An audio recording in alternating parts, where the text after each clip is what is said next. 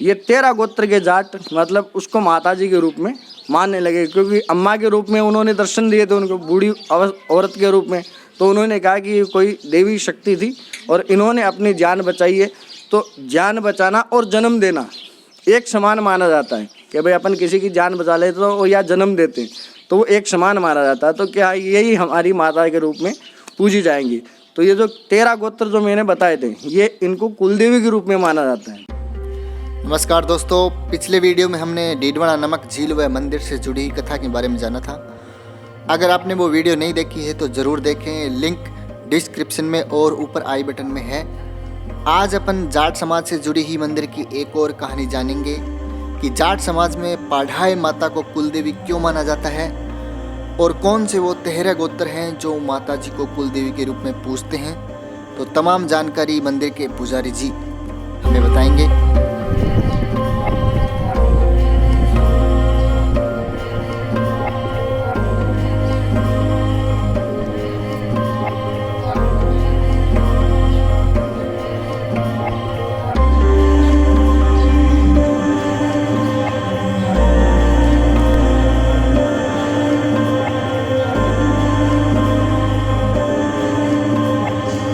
तो उनके 13 गोत्रों में ये कुलदेवी के रूप में मानी जाती है। तो इसमें मान्यता है और उनके जो कुलड़िया जो बही बाट, इनके जो बही बाट होते हैं जाटों के, तो उनके बही के अंदर लिखा हुआ है कि जो आज पाकिस्तान है, अभी जो पाकिस्तान है उसके एरिया में लगभग इनका जो राज्य हुआ करता था, जाटों का राज्य उनके लगभग में हुआ करता था। तो जाट समाज जितना भी है या लगभग मान लो ये 13, 14, 15 जो गोत्र हैं उनका राज्य वहाँ पे था। तो उस समय अफगानी मोमडन ने उनके ऊपर आक्रमण किया तो उस समय वो जाट राजा हार गए थे। जाट राजा हार गए तो अब वो अफगानी जो मोमडन था तो वो क्रूर राजा था। तो उसने कहा अगर इनमें से एक भी बच्चा अगर रह जाता है तो वो कभी ना कभी घूम करके वापस अपने से युद्ध करने के लिए आ जाएगा। तो इनको चाहे 8 का है और चाहे 60 का है, इन सबको नर जितने भी हैं उन सबको ख़त्म कर दो। तब जब राजा ही हार गए, सेना भी हार गए, तो उनको आम पब्लिक को बचाने वाला कोई नहीं था। तो उस समय वो पब्लिक है जो इधर उधर सब भागने लगे। तो उनमें से कई गाड़े हैं जो इस साइड के अंदर से निकल करके आ गए। तो यहाँ पूरा मरजान जंगल था।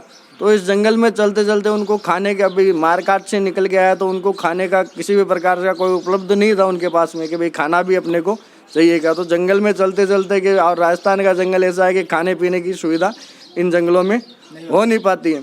तो अब जब उन्होंने देखा कि भाई खाने पीने का कोई साधन नहीं है, तो उन्होंने देखा कि कोई एक लल्डा या बकरा, तो भैयों के अंदर दोनों चीज़ लिखी हुई है, कई भैयों में लल्डा लिखा हुआ है, कई भैयों में बकरा लिखा हुआ है। तो वो बकरा चरता हुआ उनको मिला, तो उन्होंने उस बकरे को उठा लिया और गाड़ों में लेकर के, ये जो पेड़ है ये हमेशा से एक टीबे के ऊपर, टीला जो बोलते हैं माटी का टीला, उस टीले के ऊपर ये हमेशा से पेड़ था और ये अकेला ही पेड़ उस टीले के ऊपर था।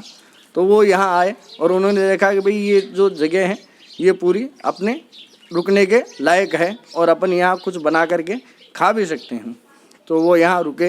वो जो बकरा था उन्होंने उसको वो काट करके और हंडियों के अंदर डाल करके बनाने के लिए छोड़ दिया। अब जैसे जैसे शाम होने लगी, शाम हुई तो यहाँ मोमडन राजा का उस समय राज्य हुआ करता था। तो मोमडन राजा का राज्य हुआ करता था और वो उसी के वो पाला हुआ बकरा था। तो वो पाला हुआ बकरा जब जैसे ही वो शाम हुई वो घर नहीं पहुँचा राज्य में, जब वो राजा के पास में बकरा नहीं पहुँचा तो राजा ने अपने सैनिकों को आदेश दिया, जाओ मेरा बकरा ढूंढ करके लेके आओ। तो सैनिक वो बकरा ढूंढने के लिए आए, पूछताछ हुई चारों तरफ, तो सब लोगों ने मना कर दिया, कहा यहाँ से 15-20 गाड़े निकले, अगर वो ले गए हैं तो हमें कोई पता नहीं है। तो वो सेना घुड़सवार थी, घुड़सवार सेना वहाँ आई और आवाज़ लगाई कि भैया आप लोगों ने अगर कोई हमारे राजा का बकरा लेके आए हो तो हमें वापस लौटा दो, अन्यथा आपको मृत्युदंड दिया जाएगा राजा की तरफ से। अब वो आपस में बात करने लगे, भाई बकरा तो अपन लेके आ गए, बकरे को हंडियों में भी डाल दिया, अब बकरा वहाँ से वापस कैसे दे के वो आपस में बात करने लगे। भाई एक मौत से तो बच के आए थे और दूसरी मौत अपन ने गले में और डाल ली। तो यहाँ वो आपस में बात कर रहे थे कि भाई अपने को बचाने वाला कोई नहीं है, अपनी मृत्यु निश्चित है।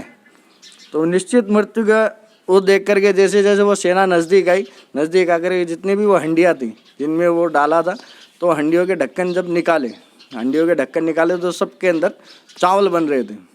डाला तो बकरा था, परंतु हंडियों के अंदर सभी में चावल बन रहे थे।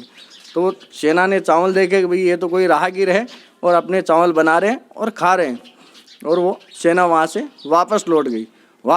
तो वो आपस में जितने भी जो जाट थे तो उन्होंने आपस में बात की कि भाई अपने को यहाँ बचाया किसने, भाई अपन ने तो डाला तो इसके अंदर हंडियों में बकरा था और ये चावल कैसे बन गए। तो ये जो मेहता जी है, ये एक वृद्धा एकदम बूढ़ी औरत के रूप में हाथ में लकड़ी लिए हुए पेड़ के अंदर से निकली और उनसे वार्तालाप करने लगे, भी आप लोग कहाँ से आए हो। तो वो जो जाट थे तो उन्होंने जो भी उनके साथ में जो घटना हुई थी वो सारी घटना माताजी को उन्होंने बताई। वो माताजी के रूप में नहीं, वो एक वृद्धा अम्मा के रूप में ही उनके सामने आई थी। तो उन्होंने उस अम्मा को पूरी अपनी जो बीती थी, आप बीती जितनी भी थी वो सारी बता दी। बताने के बाद में ये चीज़ और बताई कि अम्मा हमने तो इसके अंदर हंडियों में बकरा डाला था और बन गए इसके अंदर चावल। तो ऐसी कौन सी शक्ति है यहाँ पे जो मतलब यहाँ बकरे का चावल बन गया।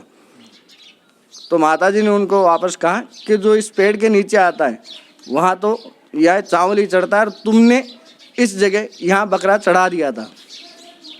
तो वो चीज़ वो आपस में जब इसको डिस्कशन करने लगे, वो जो जाट थे तो आपस में डिस्कशन करने लगे कि भाई ये कौन क्या है, इन्होंने क्या बोला कि भाई यहाँ तो चावल ही चढ़ते हैं और यहाँ तुमने बकरा चढ़ा दिया था।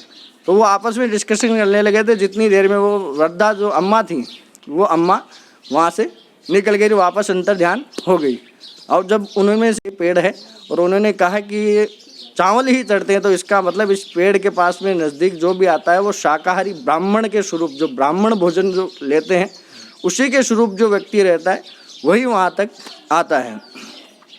तो उसके बाद में जो उसमें जो गोत्र थे वो सब जितने भी जाट थे उसमें वो सभी मतलब वहाँ पे रहने लगे और उनमें 13 गोत्र के जाट थे। तो मैं उनके नाम आपको बताता हूँ। कुलड़िया, मांझू, रेपसवाल, ढिडारिया, जेवलिया, दूधवाड़, खिचड़, मंडा, पोड़, जाखड़, सिंगड़, बेरा और राव, ये 13 गोत्र के जाट मतलब उसको माताजी के रूप में मानने लगे, क्योंकि अम्मा के रूप में उन्होंने दर्शन दिए थे उनको बूढ़ी औरत के रूप में। तो उन्होंने कहा कि ये कोई देवी शक्ति थी और इन्होंने अपनी जान बचाई है। तो जान बचाना और जन्म देना एक समान माना जाता है कि भाई अपन किसी की जान बचा लेते तो या जन्म देते हैं तो वो एक समान माना जाता है। तो क्या यही हमारी माता के रूप में पूजी जाएंगी। तो ये जो 13 गोत्र जो मैंने बताए थे ये इनको कुलदेवी के रूप में माना जाता है। और ये जो मैंने कथा सुनाई ये मतलब मूर्ति प्राकट के कम से कम 500 साल पहले की है। उसके बाद में 500 साल तक वो 13 गोत्र यहाँ पर रहे, जंगल के अंदर, जंगल में रहते, डीडवाना जाते, अपना नगर के अंदर जितना भी कोई कार्य होता तो वो करते और यहाँ वापस लौट करके जंगल के अंदर आके रहने लग जाते। तो धीरे धीरे जैसे उनकी संख्या बढ़ी वैसे तो वो धीरे धीरे सब कोई किधर निकल गया और कोई किधर गया, सब अलग अलग स्थानों पे रहने लग गए। तो तभी से वो अपने कुलदेवी मानते हैं माता जी को। ये 13 गोत्रों में ये कुलदेवी के रूप में मानी जाती है चौधरी समाज के अंदर। वीडियो को लाइक, कमेंट व शेयर जरूर करें और चैनल पे पहली बार हैं तो सब्सक्राइब जरूर कर लें। धन्यवाद। जय माता दी की।